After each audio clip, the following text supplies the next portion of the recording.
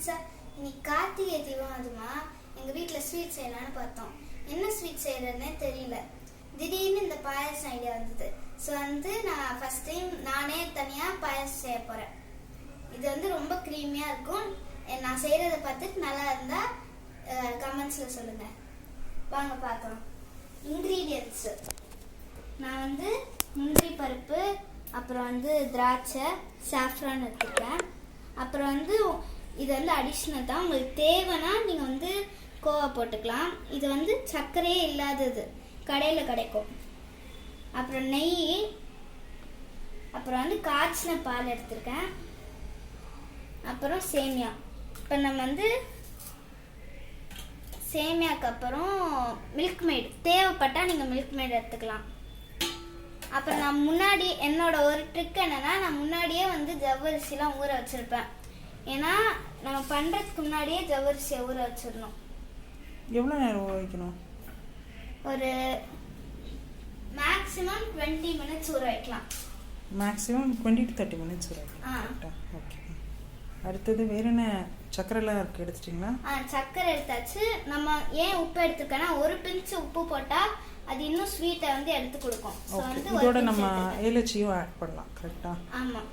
சரியா, ஸ்டார்ட் பண்ணுவா. ஃபர்ஸ்ட் கடாய் இந்த மாதிரி ப்ரௌனிஷாக இருக்கணும். வாட்டரில் ஜவ்வரிசியும் சேமியாவும் வேக விட்டுக்கலாம். ஓகே. அதனால ஊறிடுச்சுல ஆக்சுவலாக. ஆமாம். ஸோ கொஞ்ச நேரம் இது வெந்தாலே போதும். அந்த ஒரு கிளாஸி லுக் வெந்துருச்சுன்னு அர்த்தம். Okay okay okay. நம்ம சேமியாவையும் ஆட் பண்ணிக்கலாம். அந்த ரோஸ்டட் சேமியாவியா? ஆமாம். ஓகே, போட்டு. ஓகே. ஸோ கீர்த்தி, இப்போ என்ன நல்லா வெந்துருச்சா? ஆமாம், நல்லா வந்துருச்சு. சரி, இப்போ என்ன பண்ணணும் நெக்ஸ்ட்டு? இந்த பால் இருக்கே, பால் ஊற்றணும். சரி, ஏற்கனவே காய்ச்சி வச்ச பாலா? ஆமாம், காய்ச்சின பால் தான் ஊற்றணும். Okay okay. அப்படியே அங்கேயே வச்சிடாது, கரண்டி அதுக்குள்ளேயே வச்சிரு.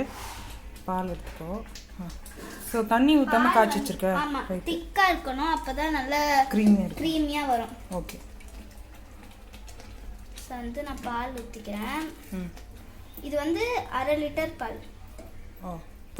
போதும், எனக்கு தெரிஞ்சு போதும் தான் நினைக்கிறேன். உங்களுக்கு இன்னும் கொஞ்சம் டேஸ்ட் கொடுக்கும்.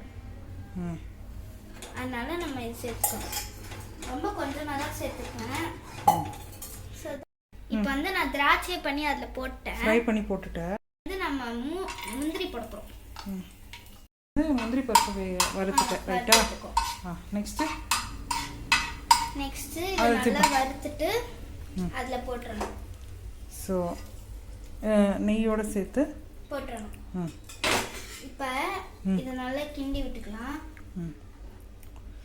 ரொம்ப கெட்டியாக இருக்கு மாதிரி இல்லை, கொஞ்சம் தண்ணி சேர்க்கணுமோ? இல்லை, ரொம்ப கெட்டியாக இருந்தால் தான் நல்லா க்ரீமியாக இருக்கும் சாப்பிடும்போது.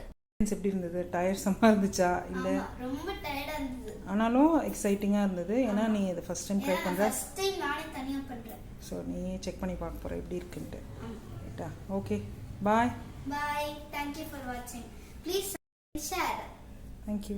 உங்களுக்கு இன்னும் இந்த மாதிரி வீடியோஸ் வேணும்னா அந்த பெல் ஐகான் பட்டனையும் அமைக்கிருங்க. தேங்க்யூ.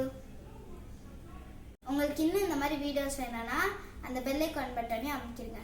தேங்க்யூ.